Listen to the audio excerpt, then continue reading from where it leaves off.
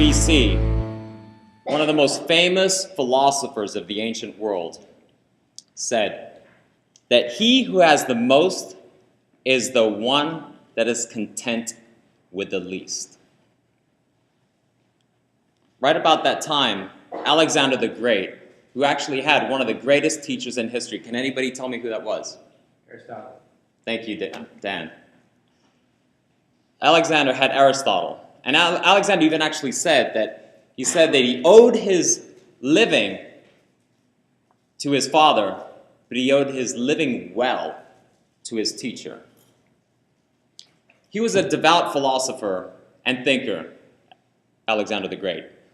And when he arrived in Greece before he decided to conquer the whole world, he had a little party. Everybody was invited to the little party. All the dignitaries, anybody of any importance, everybody. Even Diogenes. But only one person didn't show up, and that was Diogenes. So can you imagine, at the party, Alexander asking, "Where is the one person that I want at the party tonight?" And he's not here. After the party, Alexander was kind of upset. So he decided to go to Athens, find Diogenes, and find out why he was not at the party. He gets to Athens and asks immediately, "Where is Diogenes?" They pointed him to the square where Diogenes lived. Now you see, Diogenes was the philosopher one of the founding members of the Cynicist movement. And Diogenes believed that that you should live life as ascetically as possible. He was not an orgolious human being. That was pretty good. But It sounded good. yeah. And so every day he would literally just beg like a dog for food, for scraps, for whatever it was that people wanted to give. And he would just sit and lie in the sun and soak up the hot Athenian rays from morning till night. And once in a while he would quip some incredible philosophical rant, and people would get really excited about it.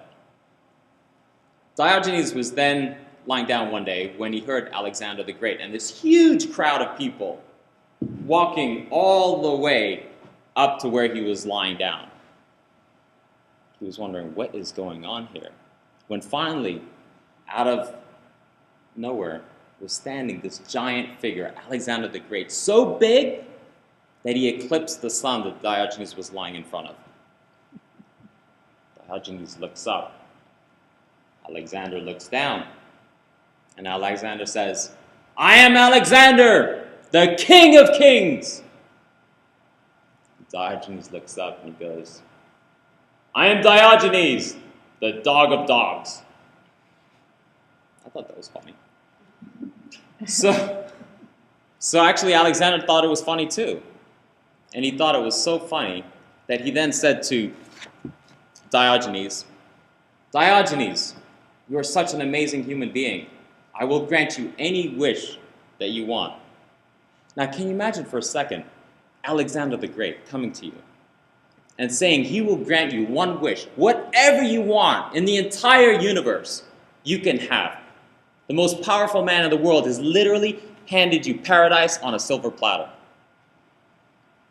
So Diogenes thinks for about 2 seconds, looks back up at Alexander and says, "I wish that you get out of the sun. If I were not Alexander, I would be Diogenes." Now, if I have to think back in my own life, at the times when I was happiest, I honestly would have to say it was probably the time when I moved to the Red Sea. I was living in the barren desert of the Sinai, a decrepit place that had the only plants that were living there were garbage bags that were floating around that were caught on these little twigs and stuff.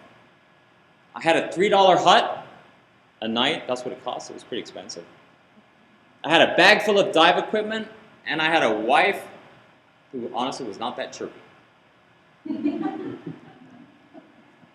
But I was free, and I was happy. And I had no credit card debt. to worry about, no mortgage payments to stress about, no car payments that I had to make, or health insurance I had to deal with. I was completely free, peaceful, happy. I was living in the moment. And I was unencumbered from all the social constraints that are put on us, the bombardment of advertising that we are constantly dealing with every single day. Being told what to buy and what to have, and if you're not this, you're not that. And we all are trapped in this framework. The message that's perpetrated to us by the economy. No, every single day, all I did was I would go diving. I would take people on the most magical experiences of their lives.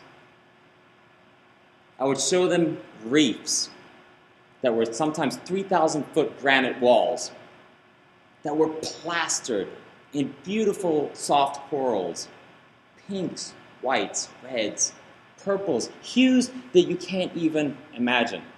You have to dream those colors because they're so unreal. Gorgonia fans that would just gently sway in the underwater surge, gently caressing and massaging the water and everything around it. Sometimes the water would be so clear you could see for like 500 feet. It was as if you were floating in three-dimensional space in air. That is freedom. That is being unencumbered by the social constraints that we live in. And I got to share that amazing world with other people. And that's what was probably the best part of it. It wasn't just what I got, but it was what I could share with others and the experience I could give them. Knowing that they would go home back to their worlds completely transformed, completely free, completely with a whole new perspective of what it really means to live in the moment.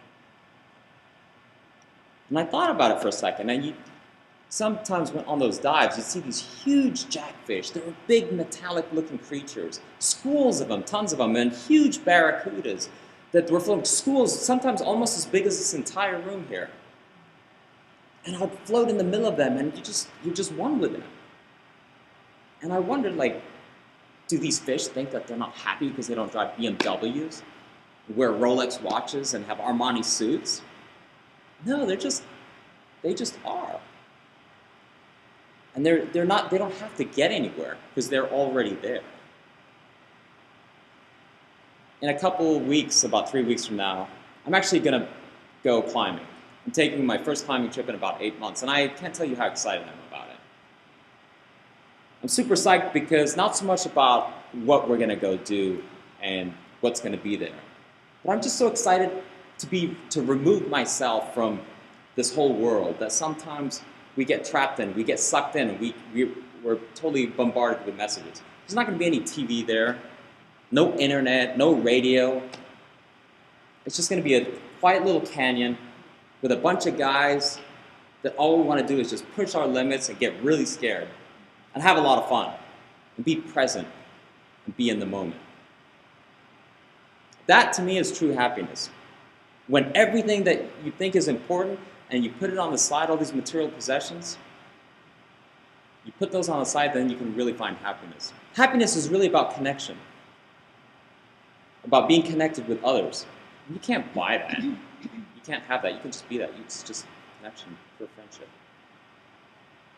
I think about Diogenes, what he would say about the world today. And I think he would honestly agree that climbing is probably not such a bad thing after all. You go out, you get to be with friends, you get to be in the moment, and I'm sure that Diogenes would be a climber today. There's something I want you to take away from tonight, is that really to be happy from now on, just take a moment and actually consider what Diogenes said. That to be the person with the most, just be content with the least. Madam Toastmaster.